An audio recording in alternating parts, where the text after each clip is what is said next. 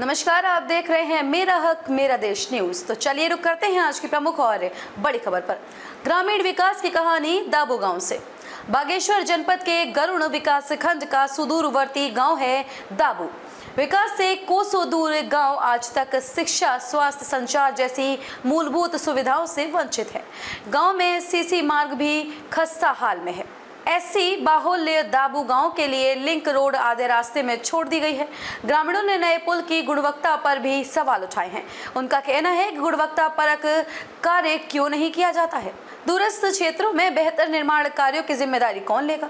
महिलाओं ने बेरोजगारी और शिक्षा तथा स्वास्थ्य के मुद्दों पर अपनी बात रखी तो बच्चों ने भी मौका देखकर अपना मुद्दा रखा। कहा कि उनके गांव से इंटर कॉलेज बहुत दूर है। क्या सरकार स्कूल बस का इंतजाम कर सकती है या फिर आसपास में एक इंटर कॉलेज खुलवाया जा सकता है। गरुड़ से विपिन जोशी की रिपोर्ट। मेरा देश न्यूज में अभी हम दूरस्थ ग्रामीण क्षेत्र, गरुड़ ब्लॉक का एक दूरस्थ ग्रामीण क्षेत्र है दाबू और हड़ाप की एरिया है। काफी संघर्षों के बाद यहाँ पर सड़क स्वीकृत हुई है। सड़क पर काम चल जारी है अभी। तो इस पुल के बारे में क्या बताना चाहेंगे आप, जो हम देख रहे हैं कि थोड़ा सा इसकी स्थिति खराब लग रही है। ये हमारा गरुड़ ब्लॉक का एक दुरुस्त गांव है दाबू और हड़ाप तक, जो पहिया से 9.5-10 किलोमीटर के करीब की ये रोड बनी हुई है, रोड खुदी हुई है। इस रोड के बीच में एक मोटर पुल बनी है। मोटर पुल बने हुए महज अभी 1-1.5 महीना हुआ है जिसको चालू हुए, मगर यहाँ की काम की गुणवत्ता ऐसी है कि आप खुद देख सकते हैं। यहाँ के ग्रामीणों ने हमको बताया कि मतलब यहाँ हमारी पुल जो है टूट रही है करके। तो हम लोग आए इस क्षेत्र में, हम भ्रमण में आए थे, तो हमने देखा कि पूरी साइड वॉल जो है अभी से ध्वस्त हो चुकी हैं, पूरी टूट रही हैं। क्या इसमें गुणवत्ता है, जबकि ग्रामीण क्षेत्र है, दूरस्थ का एरिया है। थोड़ी भी बरसात अगर यहाँ पर होती है तो ये पूरा रोड की कनेक्टिविटी से ये एरिया पूरा छूट जाएगा और लोगों को कितनी तकलीफ यहाँ पर होती है। यहाँ से गरुड़ जाने में और ग्वालदम जाने के लिए ये एकमात्र रोड ये खुदी हुई है और गुणवत्ता इतनी जीरो है कि सरकार जो है उस तरफ ध्यान ही नहीं दे रही है और ठेकेदारों को ऐसी छूट दे रखी है कि गुणवत्ता बिल्कुल नहीं है। बिल्कुल जीरो गुणवत्ता होने की वजह से पुल को बने हुए 1 महीना हुआ है, उसी में जो है ये दीवार पूरी की पूरी ध्वस्त होने के कगार पर है। तो हम आए तो थे माहौल जानने के लिए, इस क्षेत्र का विकास का क्या हाल है, क्या सूरत हाल है, वो जानने के लिए हमने ग्रामीणों से बात की है। उनका जो दुख है, उनकी जो मुद्दे हैं, उनके जो सामाजिक मुद्दे हैं, उनको जानने की हमने कोशिश की है। विकास कार्यों की स्थिति हम आपको दिखाते रहेंगे।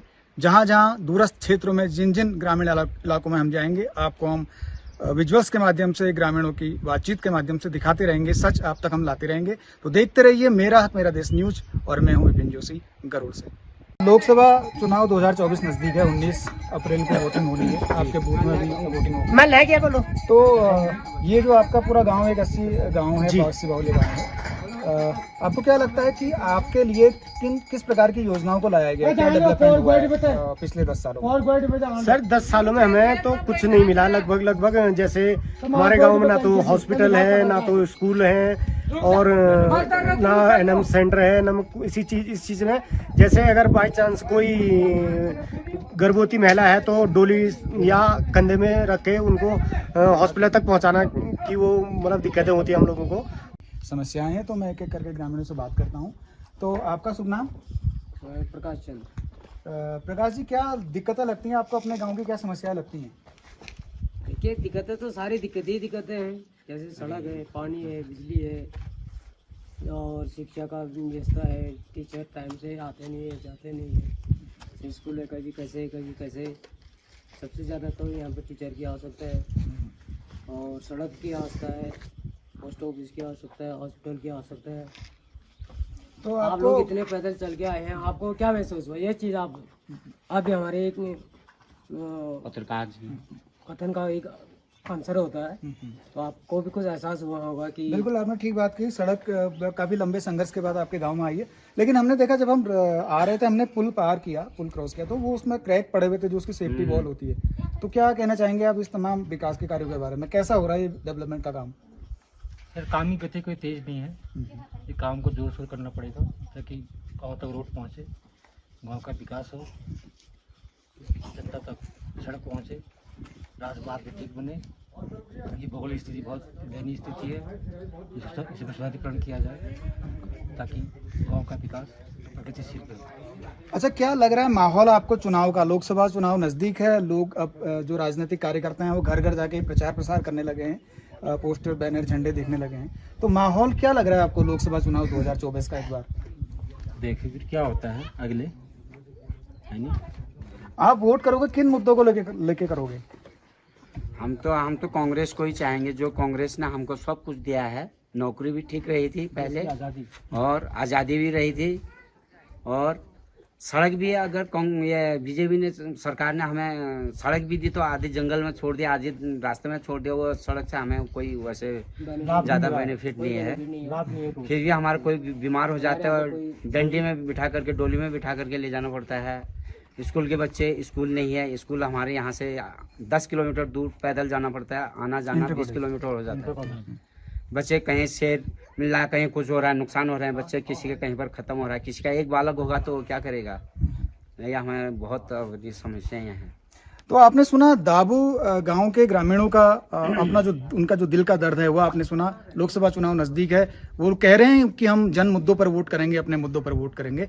इस तरह से हम बहुत दूरस्थ इलाकों में जा रहे हैं, लोगों से बात कर रहे हैं। तो अभी भी और हम अलग अलग क्षेत्रों में जाके आपकी मुलाकात कराएंगे, आपको रूबरू कराएंगे अपने ग्रामीणों से, अपने वोटर्स से। धन्यवाद। दाबू, सिमगढ़ी और हड़ाप वाले क्षेत्र में, अभी हम सिमगढ़ी गाँव के करीब हैं।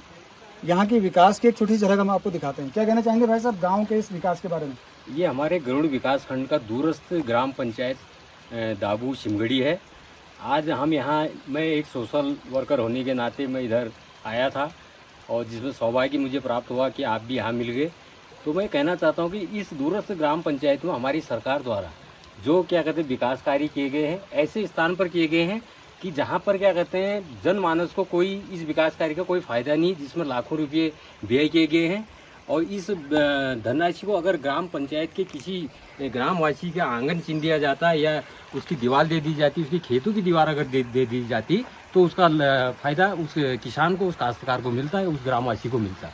मगर सरकार ने कि ऐसे ठेकेदारों को पनपाने के लिए, अपने कार्यकर्ताओं को पनपाने के लिए सरकार में उन लोगों ने ऐसे लाखों की धनराशि, इस प्रकार से आप देखेंगे कि लाखों की धनराशि ऐसी इस नदी में, गधेरे में, जिसको हम गधेरा कहते हैं, इस गधेरे में खर्च कर रखी है। पुल की भी स्थिति जीर्ण शीर्ण है सामने। अब देखिए, हम यहाँ के ग्रामवासियों द्वारा कई बार अवगत किया गया, भैया ये पुल के, आप देखिए पुल को बनवा दीजिए। ये काम होते वक्त भी कहा गया था कि ये पुल को बनवा दीजिए, मगर सरकार ने सुध नहीं लिया। सरकार ने ऐसे यहीं पर रोड़ी, यहीं पर पत्थर, यहीं पर बजरी होने के कारण इस प्रकार की बैठने के लिए सीढ़ियाँ बना दी, और इसका मुझे तो कोई फायदा नजर नहीं आता है। और बाकी आप देख ही सकते हैं कि किस प्रकार से ये काम यहाँ पर किया गया है सरकार द्वारा। लाखों करोड़ों रुपया खर्च इस प्रकार से, एक यही स्थान नहीं है। इसके अलावा इस नदी में आप और भी चले जाएंगे तो और भी जगह इस प्रकार के कार्य किए गए हैं। तो आपने देखा अनियोजित विकास की एक झलक आपने देखी। एक तो होता है सुनियोजित विकास, व्यवस्थित विकास, जहाँ जनता की राय ली जाती है, जनप्रतिनिधियों से पूछा भी जाता है, जो पंचायत स्तर के प्रतिनिधि हैं। लेकिन आप देखेंगे कि ये एक गधेरे में पुल की स्थिति दयनीय है, लेकिन उसके अगल बगल में कुछ दीवारें बना दी गई हैं, कुछ स्पॉट बना दिए गए हैं, और वो भू धसाव को रोकने के लिए वो शायद कोई योजना आई होगी। लेकिन जरूरी है ये पुल, जब बरसात में ये गधेरा उफान पर होता है तो लोग आवागमन कैसे करेंगे, अपना सामान इधर से उधर कैसे ले जाएंगे? इसमें तो भू धसाव का भी कोई मतलब है नहीं ना। कहीं पर जहाँ पर ये कार्य किया गया, तो उसमें तो जहाँ पर ये कार्य किया गया है उसमें भू धसाव का भी कोई मतलब नहीं। आप देख सकते हैं कैमरा लगा के, कहीं पर इस पार में देखिए, यहाँ से भू धसाव का कोई मतलब नहीं। अनेक स्थान ऐसे लोगों के खेत धस रहे हैं, लोगों के मकान धस रहे हैं, वहाँ पर अगर ये कार्य किए जाते हैं तो लोगों को निश्चित इसका लाभ मिलता। और वो कार्य ना करके अपने ठेकेदारों को, अपने कार्यकर्ताओं को पनपाने के लिए ये सरकार द्वारा इस प्रकार के कार्य यहाँ किए गए हैं। धन्यवाद बरूलाल जी। तो हम निकल पड़े हैं, माहौल कैसा है सीरीज के तहत गरुड़ विकासखंड के गांव-गांव में, दूरस्थ गांव में हम जा रहे हैं, लोगों से बात कर रहे हैं, आप तक पहुंचा रहे हैं विकास की कहानी।